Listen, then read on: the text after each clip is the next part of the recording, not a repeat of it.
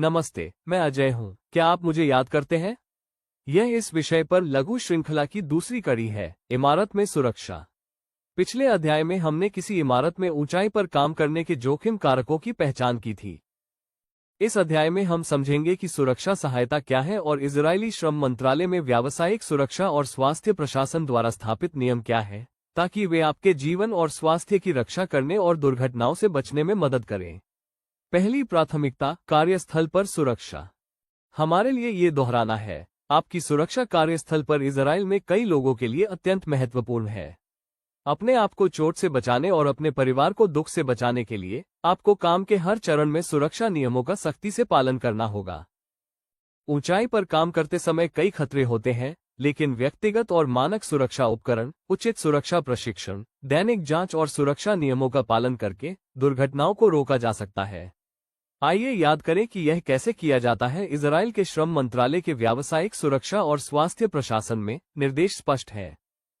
आपको निर्माण स्थल पर दिए गए मानक व्यक्तिगत सुरक्षा उपकरण का उपयोग करना अनिवार्य है। इसमें शामिल है हेलमेट, हार्नेस और उस कार्य के प्रकार के लिए उपयुक्त प्रणाली जिसे आप कर रहे हैं। आपको काम शुरू करने से पहले व्यक्तिगत रूप से उपकरण की जांच करनी चाहिए, बिल्कुल उसी तरह जैसे आपको साइट पर प्रशिक्षित किया गया था। उपकरण आपके उपयोग के लिए उपयुक्त होना चाहिए। ये कार्य वातावरण और जिस ऊंचाई पर आप काम करेंगे उसके अनुकूल होना चाहिए। निर्माण स्थल पर किए जाने वाले कार्य के प्रकार के अनुसार आपके पास ऊंचाई पर काम करने के लिए वैध प्रशिक्षण प्रमाण पत्र होना चाहिए। ऐसे मचान पर न चढ़ें जिससे आप गिर सकते हैं, जो ढीला या अस्थिर दिखाई देता है। यदि आपको मचान पर चढ़ने की चिंता है तो तुरंत रिपोर्ट करें। अमीर सरीग एक श्रम निरीक्षक है। यहाँ उनका सुंदर तरीका है जिससे वो हमें समझाते हैं कि हर कर्मचारी को क्या करना चाहिए। उदाहरण के लिए, मचान स्कैफोल्डिंग पर काम करने के विषय में। שלום, אנחנו רואים כרגע פיגום עצמאי נייד שנפוץ מאוד באתרי הבנייה. כאשר אנחנו צריכים לעבוד עם פיגום כזה, קודם כל חשוב לנו לדעת שמנהל העבודה בדק את הפיגום ואישר אותו לעבודה. כשאנחנו ניגשים אליו, דבר ראשון שאנחנו רוצים לראות שהחלקים שלו שלמים, תקינים, שהמעקות, אזן תיכון, אזן יד, לוח רגל, כולם קיימים ומחוברים בצורה יציבה וחזקה למקום. אנחנו רוצים לראות שיש לנו עלייה בטוחה, שמשטח העבודה מאובטח למקומו, ושיש אלכסון שנותן לפיגום עוד כוח ויציבות. कोई भी एलिवेटर शाफ्ट खतरनाक हो सकता है, अमीर सारिक बताते हैं। טוב, פה אנחנו יכולים לראות פיר. באתרי הבנייה אנחנו עלולים להיפגש עם פירים שעלולה להיות בהם סכנה של נפילה לגובה רב. לכן הפירים צריכים להיות מגודרים כך שתוכלו לעבוד בבטחה ולעבור מבלי להיות חשופים לסכנה. और एक उदाहरण, अमीर उन बार के घटकों के बारे में बताते हैं जो छतों या खुले सतहों पर काम करने वाले श्रमिकों की रक्षा करते हैं। एक सामान्य एंकर को कवहाइम जीवन रेखा कहा जाता है। כשעובדים על גגות שטוחים, חשוב לוודא שאנחנו מוגנים מפני נפילה.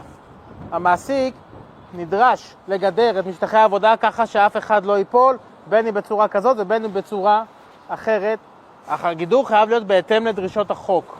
במקרים בהם לא ניתן לגדר מסיבה מסוימת, העובד חייב לקבל הדרכה לעבודה בגובה ובפרט על גגות ולהיות מאובטח במשך כל זמן העבודה באמצעות מערכת מתאימה להגנה מפני נפילה שמחוברת אל נקודת עיגון כלשהי או לקו חיים.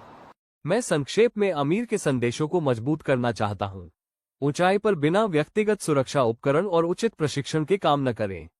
आप मर सकते हैं या घायल हो सकते हैं। उपकरण की गुणवत्ता से समझौता न करें। क्षतिग्रस्त या गैर मानक उपकरण आपको खतरे में डाल सकता है।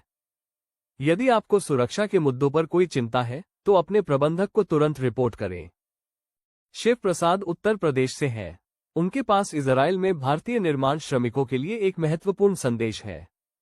ऐसा लगे कि यहाँ पर हमको सेफ्टी नहीं है तो वहाँ पर आप अपने बॉस से बोल सकते हैं, आपका बॉस मदद करेंगे।